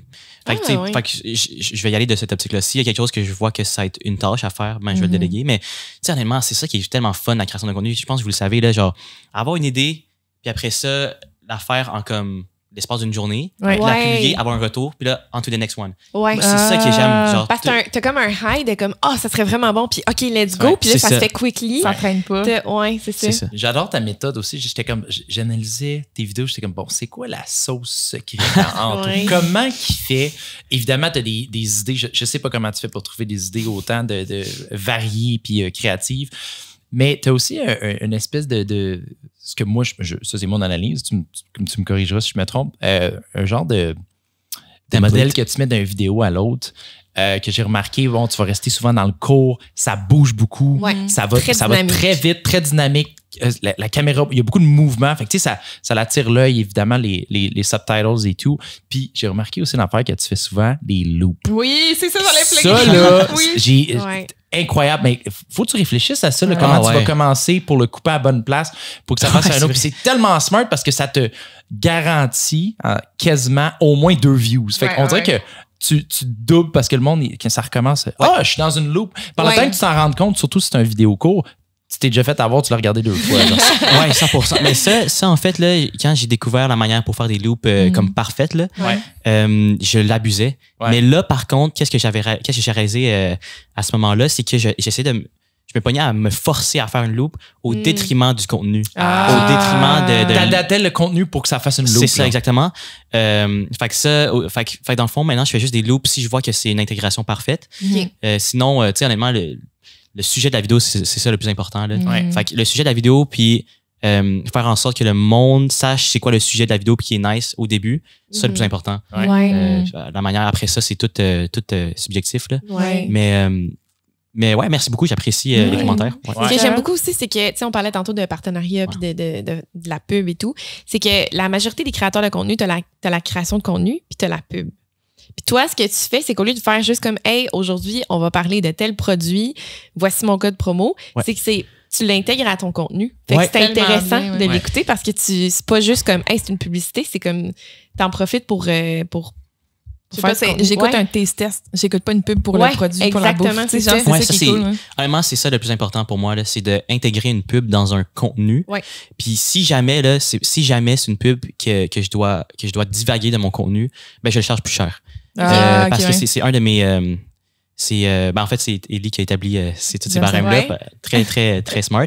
Mais tu sais, encore une fois, dans le modèle télé, quand tu vois des placements publicitaires, c'est pour intégrer justement ces pubs-là. Ouais. Comme Masterchef, Ouais. exactement. On l'écoute, nous autres, avec. Tu l'as mentionné tantôt. Cool. Ouais, Yes. c'est vraiment bon en passant. Ouais. On adore ça. Je pense que c'est un des seuls contenus genre de médias traditionnels qu'on écoute. Là. Ouais. Puis je trouve qu'il intègre bien. Bon, 100%. tu le vois que c'est du placement de produit, mais c'est pas dérangeant. Ça, C'est ils vont ça. cuisiner avec. Là, C'est ça. aujourd'hui, vous allez cuisiner avec telle viande, par exemple. Là, ils vont dire. Chez Olimel. Chez Olimel. Ouais. Mais c'est plugué, puis c'est comme. It works. C'est smooth. seamless. Tu sais ce qui est correct. Là. Ils font bien ça. La pub de Olimel. Ah oui.